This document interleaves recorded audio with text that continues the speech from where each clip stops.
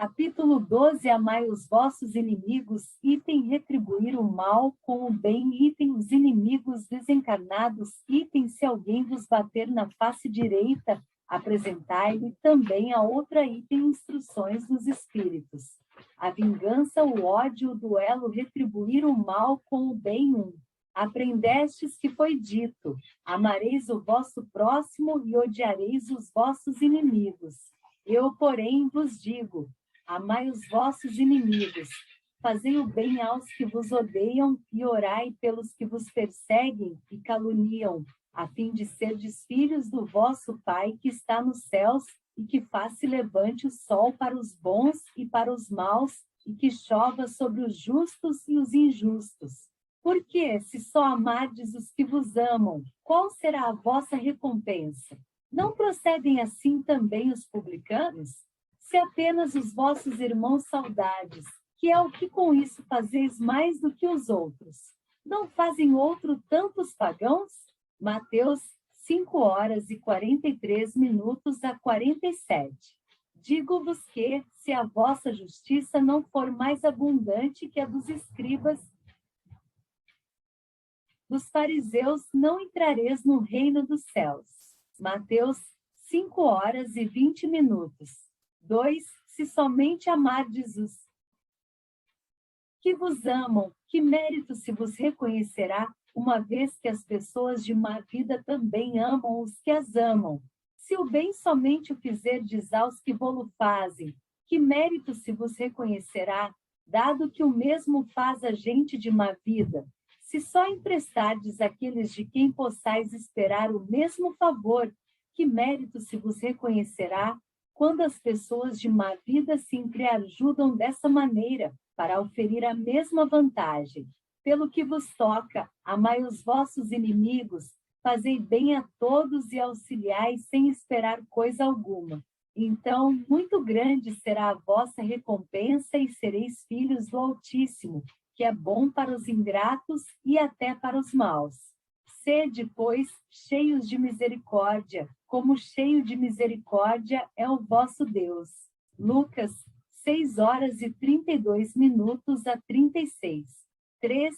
Se o amor do próximo constitui o princípio da caridade, amar os inimigos é a mais sublime aplicação desse princípio, porquanto a posse de tal virtude representa uma das maiores vitórias alcançadas contra o egoísmo e o orgulho. Entretanto, há geralmente equívoco no tocante ao sentido da palavra amar neste passo. Não. Pretendeu Jesus, assim falando, que cada um de nós tenha para com o seu inimigo a ternura que dispensa a um irmão ou amigo. A ternura pressupõe confiança. Ora, ninguém pode depositar confiança numa pessoa, sabendo que esta lhe quer mal. Ninguém pode ter para com ela expansões de amizade, sabendo-a capaz de abusar dessa atitude. Entre pessoas que desconfiam umas das outras, não pode haver essas manifestações de simpatia que existem entre as que comungam nas mesmas ideias. Enfim, ninguém pode sentir em estar com um inimigo prazer igual ao que sente na companhia de um amigo. A diversidade na maneira de sentir nessas duas circunstâncias diferentes resulta mesmo de uma lei física, a da assimilação e da repulsão dos fluidos. O pensamento malévolo determina uma corrente fluídica que impressiona penosamente. O pensamento benévolo nos envolve num agradável eflúvio. Daí a diferença das sensações que se experimenta a aproximação de um amigo ou de um inimigo. Amar os inimigos não pode, pois, significar que não se deva estabelecer diferença alguma entre eles e os amigos. Se este preceito parece de difícil prática, impossível mesmo, é apenas por entender-se falsamente que ele manda se dê no coração, assim ao amigo como ao inimigo, o mesmo lugar. Uma vez que a pobreza da linguagem humana obriga que nos sirvamos do mesmo termo para exprimir matizes diversos de um sentimento, A razão cabe estabelecer as diferenças conforme os casos. Amar os inimigos não é, portanto, ter-lhes uma afeição que não está na natureza, visto que o contato de um inimigo nos faz bater o coração de modo muito diverso do seu bater ao contato de um amigo. Amar os inimigos é não lhes guardar ódio, nem rancor, nem desejos de vingança, é perdoar-lhes, sem pensamento oculto e sem condições, o mal que nos causem.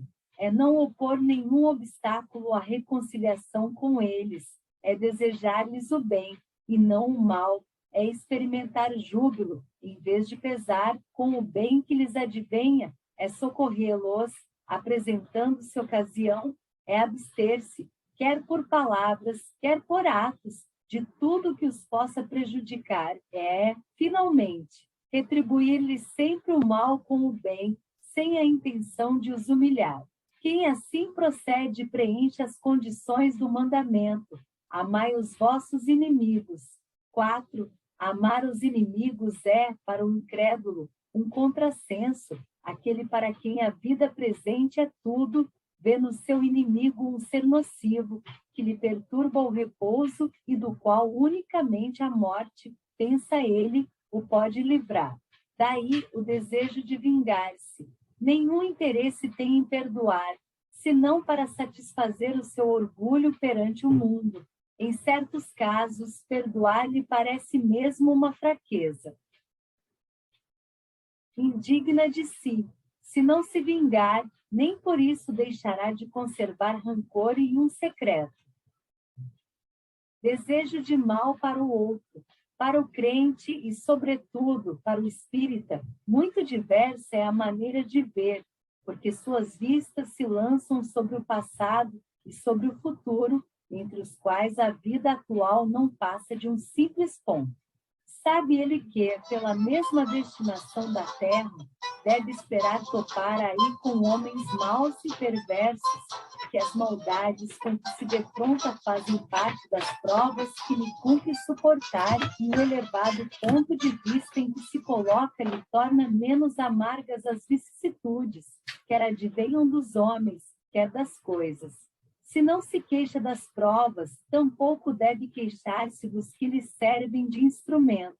Se, em vez de se queixar, agradece a Deus o experimentá-lo, deve também agradecer a mão que lhe dá ensejo de demonstrar a sua paciência e a sua resignação. Esta ideia o dispõe naturalmente ao perdão. Sente, além disso, que quanto mais generoso for, tanto mais se engrandece aos seus próprios olhos e se põe fora do alcance dos dados. Seu inimigo. O homem que no mundo ocupa elevada posição não se julga ofendido com os insultos daquele a quem considera seu inferior. O mesmo se dá com o que, no mundo moral, se eleva acima da humanidade material. Este compreende que o ódio e o rancor o aviltariam e rebaixariam. Ora, para ser superior ao seu adversário, preciso é que tenha alma maior, mais nobre, mais generosa do que a desse último. Os inimigos desencarnados 5. Ainda outros motivos tem o espírita para ser indulgente com os seus inimigos. Sabe ele, primeiramente, que a maldade não é um estado permanente dos homens, que ela decorre de uma imperfeição temporária e que, assim como a criança se corrige dos seus defeitos, o homem mau reconhecerá um dia os seus erros e se tornará bom. Sabe também que a morte apenas o livra da presença material do seu inimigo, pois que este o pode perseguir com o seu ódio, mesmo depois de haver deixado a terra, que é assim a vingança, que tome, falha ao seu objetivo, visto que, ao contrário, tem por efeito produzir maior irritação, capaz de passar de uma existência. Outra, cabia ao Espiritismo demonstrar, por meio da experiência e da lei que rege as relações entre o mundo visível e o mundo invisível, que é a expressão. Extinguir o ódio com o sangue é radicalmente falsa, que a verdade é que o sangue alimenta o ódio, mesmo no além-túmulo. Cabia-lhe, portanto, apresentar uma razão de ser positiva e uma utilidade prática ao perdão e ao preceito do Cristo. Amai os vossos inimigos. Não há coração tão perverso que, mesmo a seu mau grado, não se mostre sensível ao bom proceder. Mediante o bom procedimento, tira-se, pelo menos, todo pretexto às represálias, podendo-se até fazer de um inimigo um amigo antes e depois de sua morte. Com um mau proceder, o homem irrita o seu inimigo, que então se constitui instrumento de que a justiça de Deus se serve para punir aquele que não perdoou. 6. Pode-se, portanto, contar inimigos assim entre os encarnados como entre os desencarnados. Os inimigos do mundo invisível manifestam sua malevolência pelas obsessões e subjugações com que tanta gente se vê a braços, que representam um gênero de provações, as quais, como as outras, concorrem para o adiantamento do ser, que, por isso, as deve receber com resignação e como consequência da natureza inferior do globo terrestre. Se não houvesse homens maus na terra, não haveria espíritos maus ao seu derredor. Se, conseguintemente, se deve usar de benevolência com os inimigos encarnados, do mesmo modo se deve proceder com relação aos que se acham desencarnados. Outrora, sacrificavam-se vítimas sangrentas para aplacar os deuses infernais, que não eram senão os maus espíritos.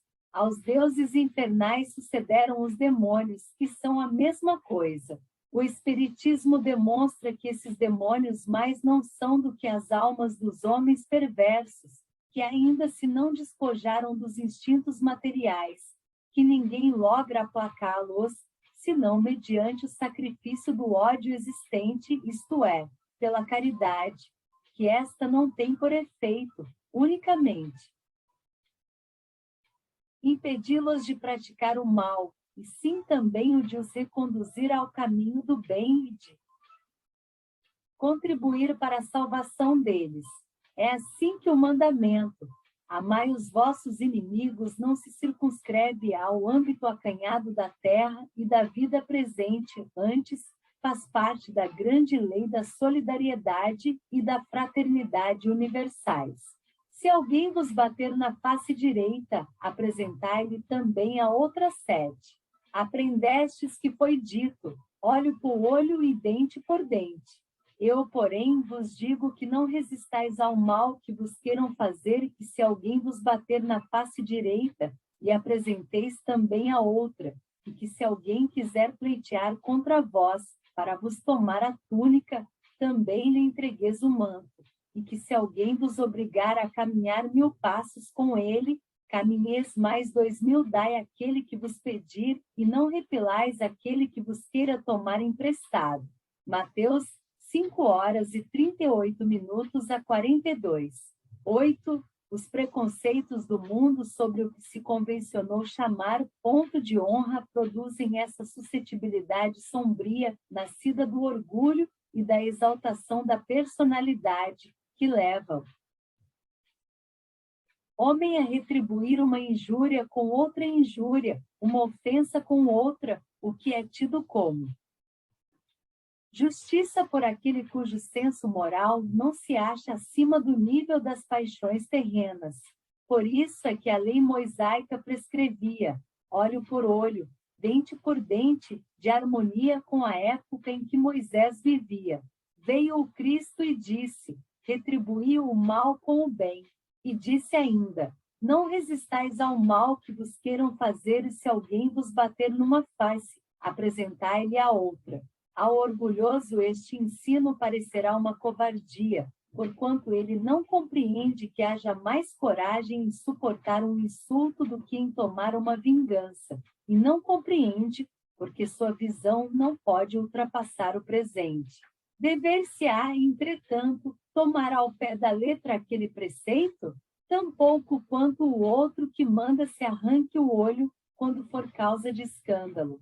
Levado o ensino às suas últimas consequências, importaria ele em condenar toda repressão, mesmo legal, e deixar livre o campo aos maus, isentando-os de todo e qualquer motivo de temor. Se lhes não pusesse um freio às agressões, bem depressa todos os bons seriam suas vítimas. Próprio instinto de conservação, que é uma lei da natureza, obsta que alguém estenda o pescoço ao assassino. Enunciando, pois, aquela máxima, não pretendeu Jesus interdizer toda defesa, mas condenar a vingança, dizendo que apresentemos a outra face àquele que nos haja batido numa, disse, sob outra forma, que não se deve pagar o mal com o mal, que o homem deve aceitar com humildade tudo que seja de molde a lhe abater o orgulho, que maior glória lhe advém de ser ofendido do que de ofender, de suportar pacientemente uma injustiça do que de praticar alguma, que mais vale ser enganado do que enganador, arruinado do que arruinar os outros. É, ao mesmo tempo, a condenação do duelo, que não passa de uma manifestação de orgulho. Somente a fé na vida futura e na justiça de Deus, que jamais deixa impune o mal, pode dar ao homem forças para suportar com paciência os golpes que lhe sejam desferidos nos interesses e no amor próprio.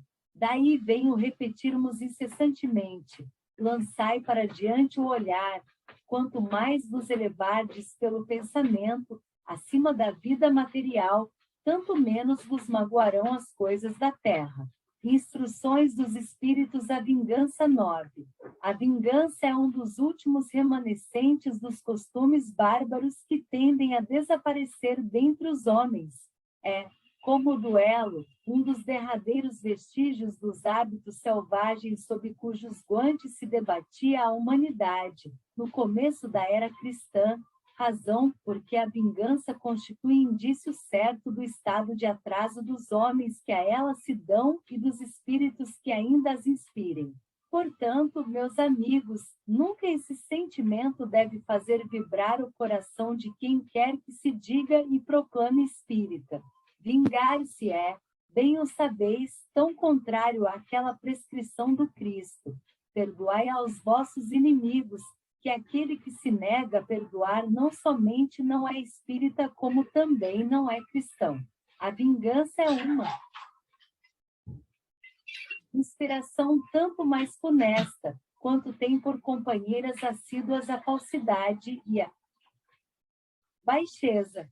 Com efeito, aquele que se entrega a essa fatal e cega paixão quase nunca se vinga a céu aberto. Quando é ele o mais forte, cai qual fera sobre o outro a quem chama seu inimigo, desde que a presença deste último lhe inflame a paixão, a cólera, o ódio. Porém, as mais das vezes assume aparências hipócritas, ocultando nas profundezas do coração os maus sentimentos que o animam. Toma caminhos escusos, segue na sombra o inimigo, que de nada desconfia, e espera o momento azado para sem perigo feri-lo. Esconde-se do outro, espreitando-o de contínuo, prepara-lhe odiosas armadilhas e, sendo propícia a ocasião, derrama-lhe no copo o veneno. Quando seu ódio não chega a tais extremos, ataca-o então na honra e nas afeições, não recua diante da calúnia, e suas pérfidas insinuações, habilmente espalhadas a todos os ventos, se vão avolumando pelo caminho. Em consequência, quando o perseguido se apresenta-nos lugares por onde passou o sopro do perseguidor, espanta-se de dar com semblantes frios, em vez de fisionomias amigas e benevolentes que outrora o acolhiam. Fica estupefato quando mãos que se lhe estendiam, agora se recusam a apertar as suas. Enfim, sente-se aniquilado ao verificar que os seus mais caros amigos e parentes se afastam e o evitam. O covarde que se vinga assim é 100 vezes mais culpado do que o que enfrenta o seu inimigo e o insulta em plena face. Fora, pois, com esses costumes selvagens. Fora com esses processos de outros tempos. Todo espírita que ainda hoje pretendesse ter o direito de vingar-se seria indigno de figurar por mais tempo na falange que tem como divisa: sem caridade não há salvação. Mas não posso deter-me a pensar que um membro da grande família espírita ouse jamais, de futuro, ceder ao impulso da vingança, senão para perdoar. Júlio Olivier, Paris, 1862. O ódio 10. Amai-vos uns aos outros e sereis felizes. Tomai, sobretudo, a peito amar os que vos inspiram indiferença, ódio ou desprezo. O Cristo, que deveis considerar modelo, deu-vos o exemplo desse devotamento. Missionário do amor, ele amou até dar o sangue e a vida por amor. Penoso vos é o sacrifício de amardes os que vos ultrajam e perseguem, mas, precisamente, esse sacrifício é que vos torna superiores a eles. Se os odiasseis como vos odeiam, não valeríeis mais do que eles. Amá-los é a hóstia e mácula que ofereceis a Deus na ara dos vossos corações, hóstia de agradável aroma e cujo perfume lhe sobe até o seio. Se bem a lei de amor mande que cada um ame indistintamente a todos os seus irmãos, ela não couraça o coração contra os maus procederes. Está, ao contrário, a prova mais angustiosa, e eu sei bem, porquanto, durante a minha última existência terrena, experimentei essa tortura, mas Deus lá está impune nesta vida e na outros que violam a lei de amor. Não esqueçais, meus queridos filhos, que o amor aproxima de Deus a criatura e o ódio à distância dele, Fénelon. Bordeaux, 1861. O duelo 11. Só é verdadeiramente grande aquele que, considerando a vida uma viagem que o há de conduzir a determinado ponto, pouco caso faz das asperezas da jornada e não deixa que seus passos se desviem do caminho reto, com o olhar constantemente dirigido para o termo a alcançar. Nada lhe importa que as urzes e os espinhos ameacem produzir-lhe arranhaduras. Umas e outros lhe roçam a epiderme sem o ferirem, nem impedirem de prosseguir na caminhada. Expor seus dias para se vingar de uma injúria é recuar diante das provações da vida. É sempre um crime aos olhos de Deus. E se não fosseis, como sois, iludidos pelos vossos prejuízos, tal coisa seria ridícula e uma suprema loucura aos olhos dos homens. Há crime no homicídio em duelo, a vossa própria legislação o reconhece. Ninguém tem o direito, em caso algum, de atentar contra a vida de seu semelhante. É um crime aos olhos de Deus, que vos traçou a linha de conduta que tendes. De seguir, nisso, mais do que em qualquer outra circunstância, sois juízes em causa própria. Lembrai-vos de que somente vos será perdoado, conforme perdoardes. Pelo perdão vos acercais da divindade, pois a clemência é irmã do poder. Enquanto na terra correr uma gota de sangue humano, vertida pela mão dos homens, o verdadeiro reino de Deus ainda se não terá implantado aí, reino de paz e de amor, que há de banir para sempre do vosso planeta a animosidade, a discórdia, a guerra. Então, a palavra duelo somente existirá na vossa linguagem como longínqua e vaga recordação de um passado que se foi. Nenhum outro antagonismo existirá entre os homens, afora a nobre rivalidade do bem. Adolfo, bispo de Argeu, Marmande, 1861. 12. Em certos casos, sem dúvida, pode o duelo constituir uma prova de coragem física, de desprezo pela vida, mas também é, incontestavelmente, uma prova de covardia moral, como o suicídio. O suicida não tem coragem de enfrentar as vicissitudes da vida. O duelista não tem a de suportar as ofensas.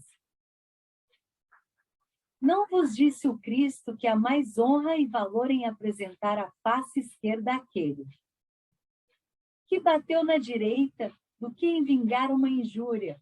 Não disse ele a Pedro no jardim das oliveiras: mete a tua espada na bainha, porquanto aquele que matar com a espada perecerá pela espada.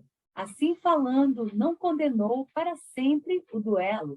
Efetivamente, meus filhos, que é essa coragem oriunda de um gênio violento, de um temperamento sanguíneo e colérico, que ruge a primeira ofensa, onde a grandeza da alma daquele que, a menor injúria, entende que só com sangue a poderá lavar.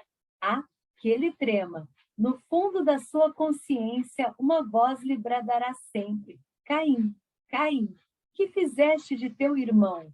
Foi-me necessário derramar sangue para salvar a minha honra, responderá ele a essa voz. Ela, porém, retrucará: procuraste salvá-la perante os homens por alguns instantes que te restavam de vida na terra, e não pensaste em salvá-la perante Deus. Pobre louco, quanto sangue exigiria de vós o Cristo por todos os ultrajes que recebeu. Não só o feristes com os espinhos e a lança, não só o pregastes no madeiro. Infamante, como também o fizestes ouvir, em meio de sua agonia atroz, as zombarias que lhe prodigalizastes. Que reparação a tantos insultos vos pediu ele? O último brado do cordeiro foi uma súplica em favor dos seus algozes. Como ele, perdoai e orai pelos que vos ofendem. Amigos, lembrai-vos deste preceito. Amai-vos uns aos outros, e então, a um golpe desferido pelo ódio respondereis com um sorriso, e ao ultraje com o perdão. O mundo, sem dúvida, se levantará furioso e vos tratará de covardes. Erguei bem alto a fronte e mostrai que também ela se não temeria de cingir-se de espinhos, a exemplo do Cristo, mas que a vossa mão não quer ser cúmplice de um assassínio autorizado por falsos ares de honra, que, entretanto, não passa de orgulho e amor próprio. Dar-se-á que, ao criar-vos, Deus vos outorgou o direito de vida e de morte uns sobre os outros? Não, só a natureza conferiu ele esse direito para se reformar e reconstruir, quanto a vós não permite sequer. Que disponhais de vós mesmos. Como o suicida, o duelista se achará marcado com sangue quando comparecer perante Deus, e a um e outro soberano juiz reserva rudes e longos castigos. Se ele ameaçou com a sua justiça aquele que disser raça seu irmão, quão mais severa não será a pena que comine ao que chegar à sua presença com as mãos tintas do sangue de seu irmão. Santo Agostinho, Paris, 1862. 13. O duelo, como que outrora se denominava o juízo de Deus, é uma das instituições bárbaras que ainda regem a sociedade. Que diríeis, no entanto, se visseis dois adversários mergulhados em água fervente ou submetidos ao contato de um ferro em brasa, para ser dirimida a contenda entre eles, reconhecendo-se estar a razão com aquele que melhor sofresse a prova? Qualificarias de insensatos esses costumes, não é exato? Pois o duelo é coisa pior do que tudo isso. Para o duelista destro, é um assassínio praticado a sangue frio, com toda a premeditação que possa haver uma. Vês que ele está certo da eficácia do golpe que desfechará, para o adversário, quase certo de sucumbir em virtude de sua fraqueza e inabilidade. É um suicídio cometido com a mais fria reflexão. Sei que muitas vezes se procura evitar essa alternativa igualmente criminosa, confiando ao acaso a questão. Mas não é isso voltar, sob outra forma, ao juízo de Deus da Idade Média, E nessa época, infinitamente menor era a culpa. A própria denominação de juízo de Deus indica a fé. Ingênua é verdade, porém, afinal, fé na justiça de Deus, que não podia consentir sucumbisse um inocente, ao passo que, no duelo, tudo se confia à força bruta, de tal sorte que não raro é o ofendido que sucumbe. Ó estúpido amor próprio, tola vaidade e louco orgulho, quando sereis substituídos pela caridade cristã, pelo amor do próximo e pela humildade que o Cristo exemplificou e preceituou. Só quando isso se der, desaparecerão esses preceitos monstruosos que ainda governam os homens e que as leis são impotentes para reprimir, porque não basta interditar o mal e prescrever o bem, preciso que o princípio do bem e o horror ao mal morem no coração do homem. Espírito Protetor, Bordeaux, 1861.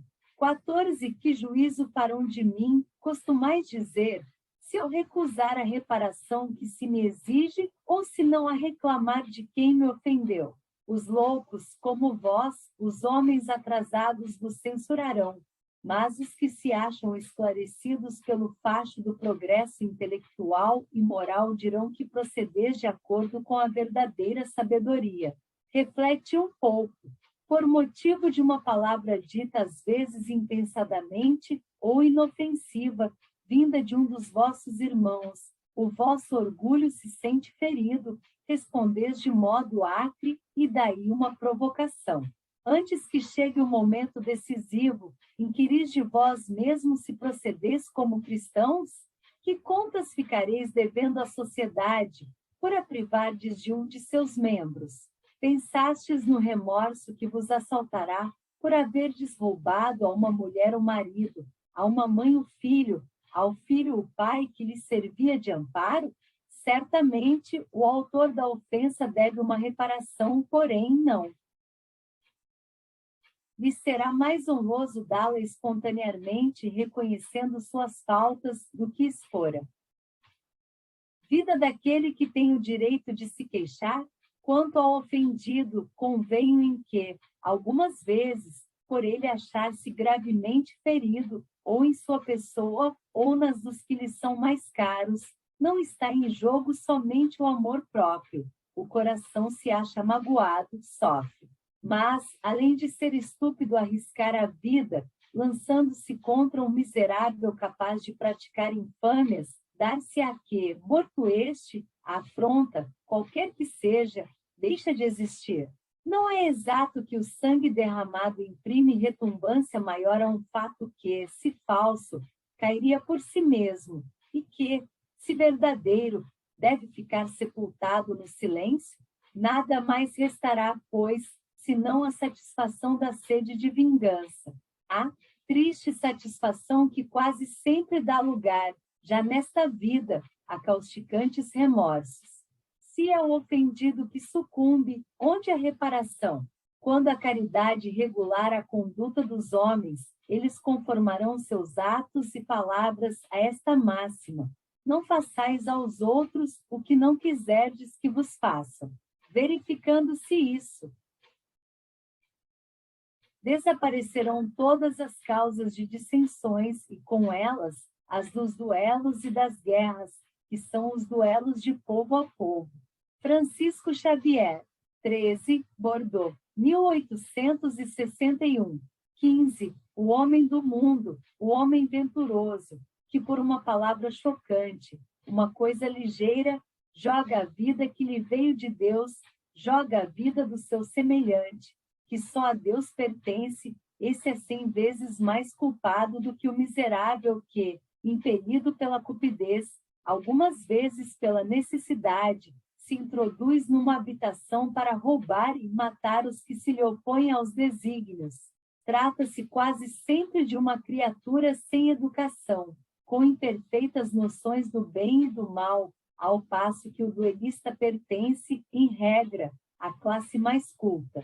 Um mata brutalmente, enquanto o outro faz com método e polidez, pelo que a sociedade o desculpa. Acrescentarei mesmo que o duelista é infinitamente mais culpado do que o desgraçado que, cedendo a um sentimento de vingança, mata num momento de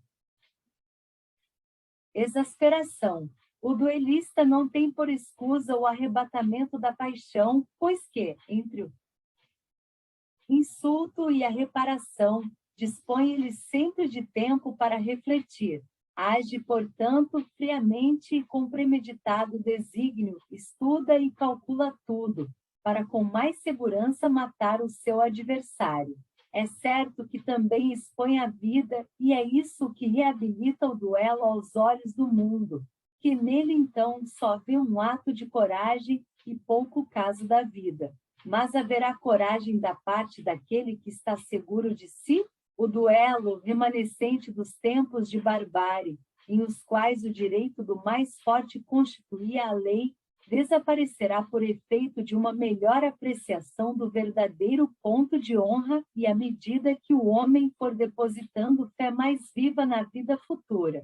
Agostinho, Bordeaux, 1861, 13 NE. Francisco Xavier, Francisco de Jesus, dito, de 1506 a 1552, cognominado apóstolo das Índias, jesuíta espanhol, pioneiro e cofundador da Companhia de Jesus, cujos membros são conhecidos como jesuítas. Exerceu sua atividade missionária no Oriente, evangelizou o sudeste da Ásia, Índia, Malásia e Japão.